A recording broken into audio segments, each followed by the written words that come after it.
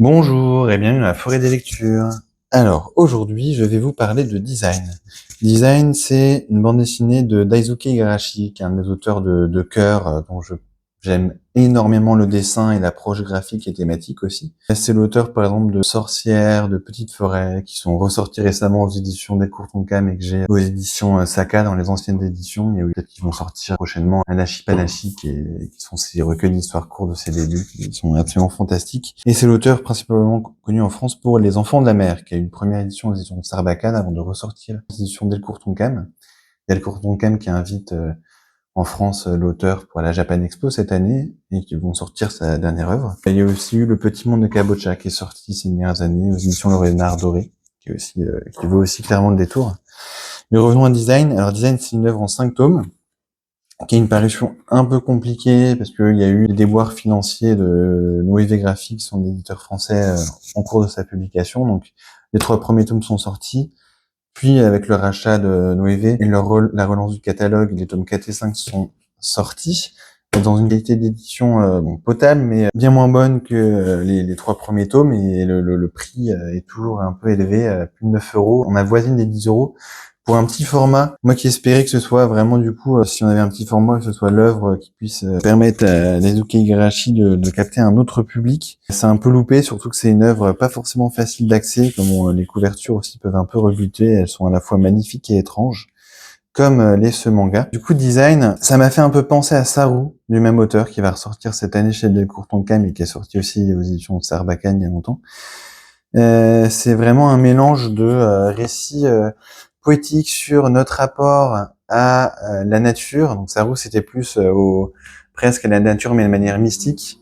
Là, c'est vraiment notre rapport aux autres espèces, au respect de la vie, de la diversité du monde animal, végétal, et qui est bafoué là par l'envie permanente de progrès, d'écraser les autres, de profil de l'humanité. Il va faire des recherches pour inventer les designs. Les designs, c'est des mix un peu entre des espèces animales et des humains. C'est des designs, c'est ni des humains ni des espèces animales. En parallèle, il y a des recherches aussi pour le monde végétal dans l'espace. Et il y a plein de projets comme ça qui sont. Il y a un aspect un peu thriller politique et enfin ça va vers la philosophie, mais il y a un aspect thriller politique au manga qui est à la fois passionnant et des fois un peu décontenançant parce qu'on oscille du coup entre un récit d'action pure, hein, c'est vraiment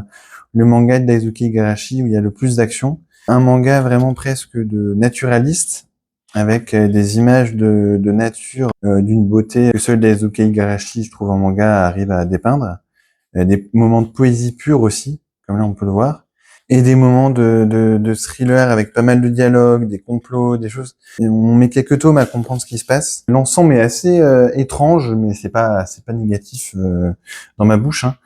Mais je pense que c'est un manga qui peut diviser, qui nécessite d'être lu dans son intégralité pour comprendre où souhaite aller l'auteur. Bien sûr qu'on sent qu'il veut aller vers une recherche une réflexion à propos de l'absurdité de l'homme, de sa violence, de sa manière d'écraser, de déformer la vie sur Terre. Il le fait avec des fois des recours à l'action qui sont étonnants de sa part, mais qui, je trouve, sont plutôt bien réussis.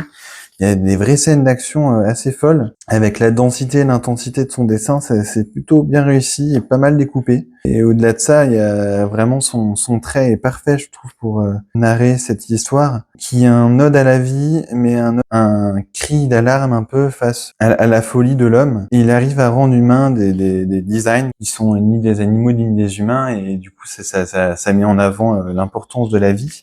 Il y a un aspect, j'ai pensé, alors forcément parce que on le voit, mais en gros, l'être qui donne vie au design, c'est cet être-là.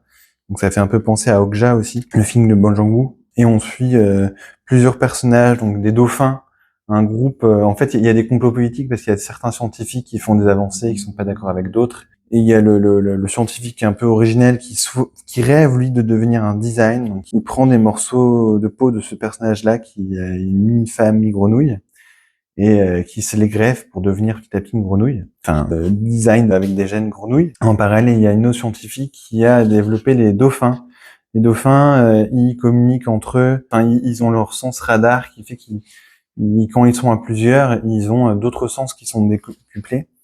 Et ça en devient un peu une force militaire nouvelle et assez folle. Et on va voir qu'il y a d'autres choses qui vont arriver dans le récit petit à petit. Et on sait pas trop où on va, plein de fois, mais en fait, cette histoire permet vraiment de raconter des moments, vraiment comme je disais, à la fois de poésie folle, de thriller paranoïaque, d'action intense, tout ça avec une mise en beauté de la nature que je trouve vraiment belle. Ça n'en élude pas non plus la violence avec les guerres permanentes, les conflits, etc. Et voilà, vous pouvez voir quand on voit quand je vous disais, des passages graphiques d'une beauté folle.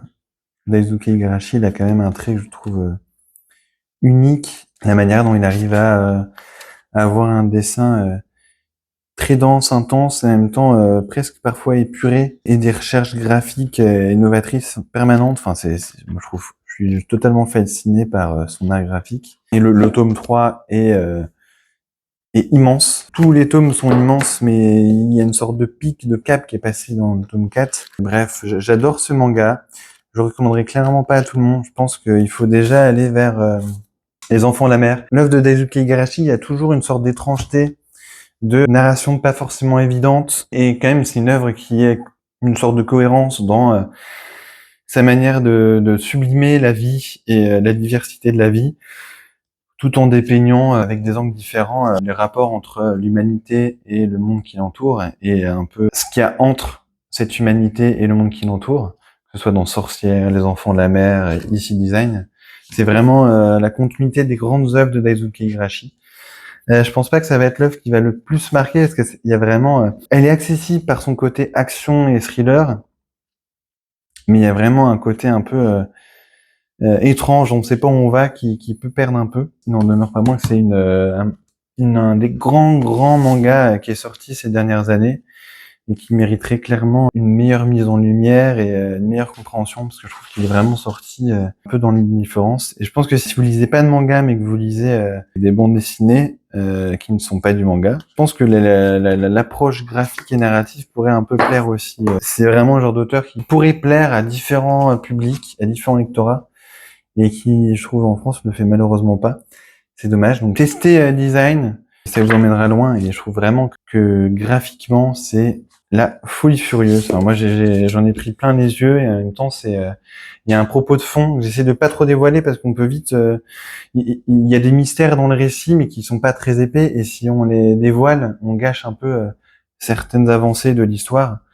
Mais voilà, je vous ai pas montré le tome 5 exprès, hein, mais et c'est fantastique, et moi je suis toujours aussi fan de Daisuke Igarashi. Voilà, n'hésitez pas à me dire ce que vous en pensez, si vous aimez des œuvres d'Igarashi, si vous voulez des conseils, voilà. Au revoir, à bientôt, merci.